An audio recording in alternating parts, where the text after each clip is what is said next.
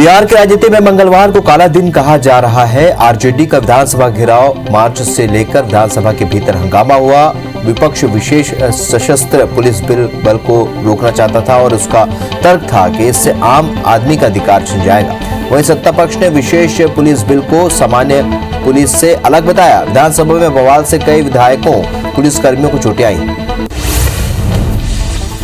Mumbai police के पूर्व commissioner Parambir Singh की याचिका पर सुप्रीम कोर्ट में आज सुनवाई होगी। परमबीर ने गृह मंत्री अनिल देशमुख के खिलाफ जांच की मांग करते हुए सोमवार को अर्जी लगाई थी। इसमें उन्होंने देशमुख के खिलाफ सीबीआई जांच की मांग की है। अर्जी में परमबीर सिंह ने भ्रष्टाचार की अगस्त 2020 की एक और शिकायत का जिक्र किया। मनसुख के हिरेन हत्याकांड और सचिन वाजे केस पर मचे बवाल के बीच महाराष्ट्र सरकार ने 86 पुलिसकर्मियों का तबादला कर दिया है।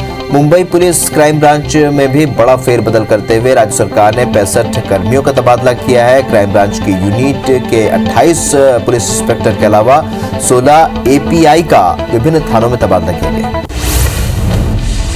अवैध घुसपैठ पर रक्षा मंत्री राजनाथ सिंह ने कहा है कि यदि भाजपा सत्ता में आई तो बांग्लादेशी घुसपैठियों को असम में नहीं रहने दिया जाएगा। असम के लुमडिंग में एक चुनावी रैली को संबोधित करते हुए सिंह ने कहा कि पड़ोसी देश से घुसपैठ को रोकने के लिए भाजपा सरकार काम किया है। असम में समूची भारत बांग्लादेश सीमा पर इलेक्ट्रॉनिक निगरानी प्रणाली स्थापित कर दी गई। कोविड महामारी मोरेटोरियम का फायदा उठाकर ईएमआई बंद करना घाटे का सौदा हो सकता है। आरबीआई पिछले कुछ दिनों से लगातार कर्ज लेने वालों को सावधान कर रहा है। विज्ञापनों, पोस्टर से सलाह और जागरूकता संदेश दिया जा रहा है। आरबीआई ने अपील किया है कि जितनी जरूरत हो उतना ही कर्ज लीजिए। लोगों की लोन की रकम का सही जगह इस्तेमाल की भी राय दी गई। सुप्रीम कोर्ट ने मंगलवार को लोन मोरेटोरियम पॉलिसी में हस्तक्षेप करने से मना कर दिया। सुप्रीम कोर्ट ने ब्याज पर ब्याज मामले पर निर्देश दिया है कि मार्च से अगस्त 2020 6 महीने की लोन मोरेटोरियम अवधि के लिए उधारकर्ताओं से कोई चक्रवृद्धि या दंडात्मक ब्याज नहीं लिया जाएगा और यदि पहले ही कोई राशि ली जा चुकी है तो उसे वापस जमा या समायोजित किया जाए। अदालत ने ट्रेडर एसोसिएशन और अपील करने वाले लोगों की लोन मोरेटोरियम की अवधि में ब्याज माफ करने की अपील को ठुकराने के साथ ही मोरेटोरियम अवधि बढ़ाने से भी मना कर दिया, क्योंकि इस फैसले का असर डिपॉजिटर्स पर भी पड़ेगा। बता दें कि 2 करोड़ के कर्ज पर चक्रवृद्धि ब्याज और साधारण ब्याज के बीच अंतर वसूला गया था। इजराइल चुनाव की तुलना प्रधानमंत्री बेंजामिन नेतन्याहू के विभाजनकारी शासन को जनमत संग्रह से जोड़ा जा रहा है। चुनावी सर्वेक्षण के मुताबिक इजराइल के चुनाव में मुकाबला देखने को मिलने वाला है। इजराइल के प्रधानमंत्री बेंजामिन नेतन्याहू संसदीय चुनाव में बड़ी जीत का दावा कर रहे हैं। उन्होंने कहा कि मेरे नेतृत्व में उनकी पार्टी लिकुड को शानदार जीत दी थी। भारत ने इंग्लैंड को 3 मैचों की वनडे सीरीज के पहले मुकाबले में 66 रनों से मात दी। भारत ने पहले बल्लेबाजी करते हुए इंग्लैंड को 318 रनों का टारगेट दिया था, मगर इंग्लैंड की पूरी टीम सिर्फ 251 रन पर ही ढेर हो गई। भारत के डेब्यू बॉलर प्रसिद्ध कृष्णा ने 4 विकेट झटके। भारत की बल्लेबाजी में शिखर धवन ने 98 अमेरिकी फार्मा कंपनी फाइजर अब कोरोना वायरस के इलाज के लिए ओरल ड्रग पर काम कर रही है। कंपनी ने अपनी ओरल एंटीवायरल ड्रग के पहले फेज का क्लिनिकल ट्रायल शुरू कर दिया है। फाइजर की दवा ट्रायल पास कर जाती है तो कोरोना के इलाज में बड़ी कामयाबी हासिल होगी। इससे पहले फाइजर की कोरोना वैक्सीन का इस्तेमाल दुनिया के कई देशों में किया जा रहा है। 277 नई मौत से अब तक 1,60,477 मरीजों की मौत हुई है। संक्रमण के मामले में भारत दुनिया में तीसरे नंबर पर पहुंच गया है। हालांकि देश में 24 घंटे में 23,913 मरीज ठीक हुए। दिल्ली में कोरोना के मामलों को बढ़ते देख सार्वजनिक उत्सवों पर पाबंदी लगा दी गई है। मंगलवार को कोरोना के 1100 नए मामले सामने आए। कोरोना के बढ़ रहे केस को देखते हुए आपदा प्रबंधन ने आगामी त्योहारों जैसे कि होली, नवरात्रि पर सार्वजनिक उत्सव पर पाबंदी लगा दी है। सभी जिलाधिकारियों और संबंधित अधिकारियों को कड़ाई से आदेश का पालन करने को कहा गया। महाराष्ट्र में 28,699 नए कोरोना मामलों से कुल आंकड़ा अब 25,33,000 को पार कर गया है। राज्य में 132 मौत से अब तक 53,589 मरीजों की मौत हुई है। एक्टिव मरीजों का आंकड़ा अब 2,30,000 को पार कर गया है।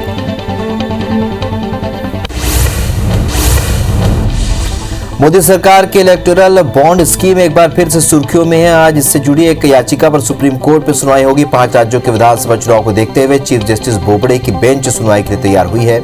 चुनाव आयोग भी कह चुका है कि ये बॉन्ड चुनाव में शेल कंपनियों से राजनीतिक पार्टियों के लिए गैर कानूनी फंडिंग का जरिया है।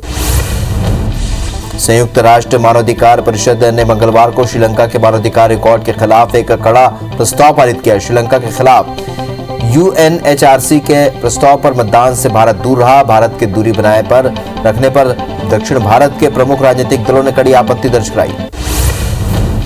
श्रीलंका के खिलाफ UNHRC के मतदान से दूरी बनाने पर DMK ने केंद्र सरकार पर हमला बोला है। इसमें UNHRC में श्रीलंका के खिलाफ वोटिंग से भारत का दूर रहना इलम तमिलों के साथ धोखा है और DMK प्रमुख MK स्टालिन ने आरोप लगाया कि बीजेपी की केंद्र सरकार ने श्रीलंका का समर्थन किया और इलम तमिल लोगों के खिलाफ कदम उठाया। अवैध घुसपैठ पर रक्षा मंत्री राजनाथ सिंह ने कहा है कि यदि भाजपा सत्ता में आई तो बांग्लादेशी घुसपैठियों को असम में नहीं रहने दिया जाएगा। असम के लुमडिंग में एक चुनावी रैली को संबोधित करते हुए सिंह ने कहा कि पड़ोसी देश से घुसपैठ को रोकने के लिए भाजपा सरकार काम किया है। असम में समूची भारत बांग्लादेश सीमा पर इलेक्ट्रॉनिक निगरानी प्रणाली स्थापित कर दी गई। मुंबई पुलिस के पूर्व कमिश्नर परमबीर सिंह की याचिका पर सुप्रीम कोर्ट में आज सुनवाई होगी। परमबीर ने गृह मंत्री अनिल देशमुख के खिलाफ जांच की मांग करते हुए सोमवार को अर्जी लगाई थी। इसमें उन्होंने देशमुख के खिलाफ CBI जांच की मांग की है। अर्जी में परमबीर सिंह ने भ्रष्टाचार के अगस्त 2020 की एक और शिकायत का जिक्र किया है। मनसुख हिरेन हत्याकांड और सचिन वजह केस पर मचे बवाल के बीच महाराष्ट्र सरकार ने 86 पुलिसकर्मियों का तबादला कर दिया है। मुंबई पुलिस क्राइम ब्रांच में भी बड़ा फेरबदल करते हुए राज्य सरकार ने 65 कर्मियों का तबादला किया है। क्राइम ब्रांच की यूनिट के 28 पुलिस इंस्पेक्टर के अलावा 16 API का विभिन्न थानों में तबादला किया गया है। बिहार की राजनीति में मंगलवार को काला दिन कहा जा रहा है। RJD का विधानसभा घेराव मार्च से लेकर विधानसभा के भीतर हंगामा हुआ। विपक्ष विशेष सशस्त्र पुलिस बल बिल को रोकना चाहता था। उसको तर्क था कि इससे आम आदमी का अधिकार छिन जाएगा। वहीं सत्ता पक्ष ने विशेष पुलिस बिल को सामान्य पुलिस से अलग बताया। विधानसभा में बवाल से कई विधायक और पुलिसकर्मियों को चोटें आई। जम्मू कश्मीर में बदले मौसम ने उधमपुर इलाके में भारी तबाही मचाई है। यहाँ हुए लैंडस्लाइड से जम्मू कश्मीर श्रीनगर हाईवे बंद हो गया करना पड़ा, जिससे रास्ते में गाड़ियों की लंबी लाइन लग गई है। लैंडस्लाइड के साथ आंधी तूफान से कई जगह पेड़ उखड़ने से रास्ते जाम हो गए हैं। वहीं प्रशासन ने हाईवे को खोलने के लिए रेस्क्यू टीम को लगा दिया है। पेट्रोल डीजल के बढ़ते दामों ने आम आदमी की कमर तोड़ दी है। पिछले 7 सालों में तेल पर सरकार ने टैक्स बढ़ाकर खूब कमाई की। लोकसभा में केंद्र सरकार ने बताया कि पिछले 6 साल में पेट्रोल डीजल ने उनका टैक्स कलेक्शन 300% बढ़ा है, जिसमें पेट्रोल करीब 30% और डीजल करीब 45% महंगा हुआ है। लेकिन इसमें लगने वाला टैक्स पेट्रोल में 220% और 600% डीजल में बढ़ा है। कोविड महामारी मोरेटोरियम का फायदा उठाकर EMI बंद करना घाटे का सौदा हो सकता है। RBI पिछले कुछ दिनों से लगातार कर्ज लेने वालों को सावधान कर रहा है। विज्ञापनों, पोस्टर से सलाह और जागरूकता संदेश भी दिए जा रहे हैं। RBI ने अपील की है कि जितनी जरूरत हो उतना ही कर्ज लीजिए। लोगों की लोन की रकम सही जगह इस्तेमाल की राय भी दी है। नारायणपुर में नक्सलियों के आईडी हमले में 5 जवान शहीद हो गए। वहीं 7 घायल जवानों को रायपुर लाया गया है। जवान शहीदों को आज श्रद्धांजलि दी जाएगी। वहीं आज नक्सल अटैक वाले ग्राउंड जीरो में DGP के साथ बड़े अफसर दौरा करेंगे। छत्तीसगढ़ के CM भूपेश बघेल ने नक्सल हमले की कड़ी निंदा की है और उन्हें कहा कि नक्सलियों के खिलाफ ऑपरेशन और तेज किया जाएगा। CM ने डॉक्टर से फोन पर जाना, रायपुर लाए गए घायलों का हाल भी पूछा और मंत्री रविंद्र चौबे और DGP ने घायलों से मुलाकात की। आज भी असम के कई विधानसभा क्षेत्रों में छत्तीसगढ़ के कई नेता प्रचार अभियान की कमान संभालेंगे। CM भूपेश बघेल कांग्रेस प्रत्याशियों के समर्थन में प्रचार करेंगे, तो वहीं बीजेपी के पक्ष में पूर्व CM रमन सिंह माहौल बनाएंगे। मध्य प्रदेश में शिवराज सरकार का 1 साल पूरा होने पर बीजेपी पंचायत का आयोजन करे जा रही है और इस अवसर पर केंद्र और राज्य सरकार के हितग्राहियों का सम्मान किया जाएगा। शिवराज सरकार की चौथी पारी का 1 साल पूरा हो गया। इस मौके पर CM शिवराज सिंह ने करोड़ों रुपए के विकास कार्य की सौगात दी। भोपाल के मिंटो हॉल में आयोजित कार्यक्रम में CM शिवराज सिंह ने सिंगल क्लिप पर प्रदेश के करीब 30 लाख किसानों को राहत राशि की दूसरी किस्त के रूप में 1530 करोड़ रुपए का वितरण किया। CM शिवराज ने मुख्यमंत्री किसान कल्याण योजना के तहत 17 लाख किसानों के खातों में 340 करोड़ रुपए ट्रांसफर किए। CM ने 8 कन्या शिक्षा भवन परिसर और स्कूल शिक्षा विभाग के 77 भवनों का वर्चुअल लोकार्पण भी किया। CM शिवराज सिंह ने 60,000 ग्रामीण पत्र विक्रेताओं के खाते में 10-10 हजार रुपए का ऋण भी ट्रांसफर किया। CM शिवराज सिंह ने सत्ता की अपनी चौथी पारी का 1 साल पूरा होने पर भोपाल के प्रदेश बीजेपी दफ्तर में बीजेपी सरकार भरोसा बरकरार प्रदर्शनी का शुभारंभ किया। सीएम शिवराज सिंह ने कहा कि संगठन का सहयोग नहीं मिला होता तो शायद बेहतर काम नहीं कर पाता। उन्होंने कहा कि अपना मध्य प्रदेश सरकार और संगठन के तालमेल का उत्तम उदाहरण है। लोकसभा में ग्वालियर एयरपोर्ट पर पर्याप्त कर्मचारी और सुरक्षाकर्मी के अभाव का मुद्दा उठा। ये मुद्दा ग्वालियर सांसद विवेक नारायण शेजवलकर ने शून्यकाल के दौरान उठाया। उन्होंने कहा कि इस संबंध में कई बार अनुरोध किए जाने के बाद भी अब तक कोई कार्रवाई नहीं की गई। सुप्रीम कोर्ट ने मंगलवार को लोन मोरेटोरियम पॉलिसी में हस्तक्षेप करने से मना कर दिया और सुप्रीम कोर्ट ने ब्याज पर ब्याज मामले पर निर्देश दिया है कि मार्च से अगस्त 2020 6 महीने की लोन मोरेटोरियम अवधि के लिए उधारकर्ताओं से कोई चक्रवृद्धि या दंडात्मक ब्याज नहीं लिया जाएगा और यदि पहले की ही कोई राशि ली जा चुकी है तो उसे वापस जमा या फिर समायोजित किया जाएगा। अदालत ने ट्रेडर एसोसिएशन और अपील करने वाले लोगों को की लोन मोरेटोरियम की अवधि में ब्याज माफ करने की अपील को ठुकराने के साथ ही मोरेटोरियम अवधि बढ़ाने से भी मना कर दिया क्योंकि इस फैसले का असर डिपॉजिटर्स पर भी पड़ेगा। बता दें कि 2 करोड़ तक के कर्ज पर चक्रवृद्धि ब्याज और साधारण ब्याज के बीच अंतर वसूला गया। इजराइल चुनाव की तुलना प्रधानमंत्री बेंजामिन नेतन्याहू के विभाजनकारी शासन को जनमत संग्रह से जोड़ा जा रहा है। चुनावी सर्वेक्षण के मुताबिक इजराइल के चुनाव में मुकाबले देखने को मिलने वाला है। इजराइल के प्रधानमंत्री बेंजामिन नेतन्याहू संसदीय चुनाव में बड़ी जीत का दावा कर रहे हैं। उन्होंने कहा कि मेरे नेतृत्व में उनकी पार्टी लिकुड को शानदार जीत देगी। भारत ने इंग्लैंड को 3 मैचों की वनडे सीरीज के पहले मुकाबले में 66 रनों से मात दी है। भारत ने पहले बल्लेबाजी करते हुए इंग्लैंड को 318 रनों का टारगेट दिया था मगर इंग्लैंड की पूरी पारी सिर्फ 251 रनों पर ही ढेर हो गई। भारत के डेब्यू बॉलर प्रसिद्ध कृष्णा ने 4 विकेट झटके। भारत की बल्लेबाजी में शिखर धवन ने 98 रन बनाए। मध्य प्रदेश के नगर निगमों में सीएम हेल्पलाइन के निराकरण को लेकर रैंकिंग जारी की गई है। बता दें कि प्रदेश के चारों बड़े शहर रैंकिंग में फिसड्डी साबित हुए। पहले पायदान पर बुरहानपुर निगम को स्थान मिला है तो वहीं 16 निगमों में अंतिम पायदान पर इंदौर को स्थान मिला है। दमोह विधानसभा उपचुनाव जीतने बीजेपी ने घेराबंदी शुरू कर दी है। बीजेपी ने प्रचार के लिए मैदान में दिग्गज मंत्रियों को उतारा है। बीजेपी के 3 मंत्रियों और विधायकों ने प्रचार अभियान की शुरुआत कर दी। उज्जैन में घायल मरीजों को प्राइवेट हॉस्पिटल ले जाने को लेकर विवाद हो गया। इस पर विवाद बढ़ने पर महिला ने एसआई को थप्पड़ जड़ दिया। मारपीट की पूरी घटना सीसीटीवी में कैद हो गई।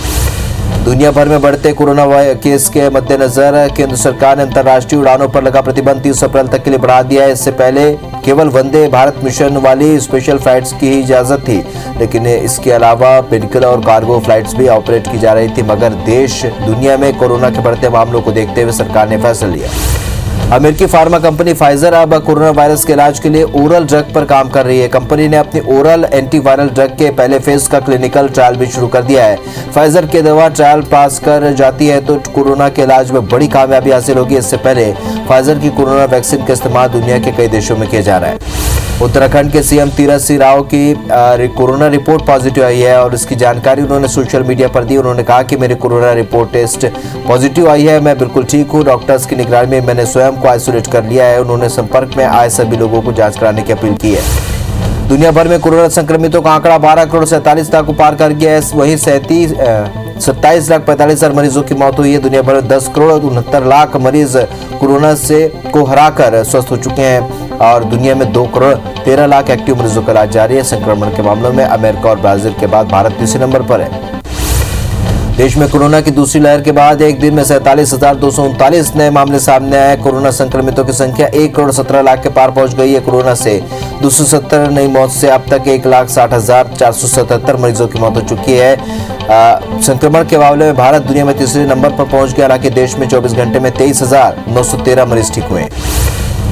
दिल्ली में कोरोना के मामलों को बढ़ता देख सार्वजनिक उत्सवों पर पाबंदी लगा दी गई है। मंगलवार को कोरोना के 1100 नए मामले सामने आए। कोरोना के बढ़ रहे केस को देखते हुए आपदा प्रबंधन ने आगामी त्योहार जैसे कि होली, नवरात्रि पर सार्वजनिक उत्सव पर पाबंदी लगा दी है। सभी जिला अध्यक्षों, जिलाधिकारियों और संबंधित अधिकारियों को कड़ाई से आदेश का पालन करने को कहा गया। महाराष्ट्र में 28,699 नए कोरोना मामलों से अब कुल आंकड़ा 25,33,000 को पार कर गया है। 132 मौत से अब तक 53,589 मरीजों की मौत हो चुकी है। एक्टिव मरीजों का आंकड़ा 2,30,000 को पार कर गया है। पुणे से 5,741 नए केस से अब तक 4,81,000 मामले सामने आए। नागपुर में लॉकडाउन में 3,091 नए केस मिले। छत्तीसगढ़ में 24 घंटे में 1910 कोरोना के मरीज मिले हैं और आंकड़ा अब 3,27,000 को पार कर गया है। एक्टिव मरीजों का आंकड़ा 10,491 पहुंच गया है। 20 मरीज की मौत से अब तक 3,982 लोगों की मौत हुई है। 104 मरीजों के डिस्चार्ज होने के बाद अब कुल आंकड़ा 3,13,000 को पार कर गया है। रायपुर में 507, दुर्ग में 691, बिलासपुर में 117 और राजनांदगांव में 98 नए मरीज मिले।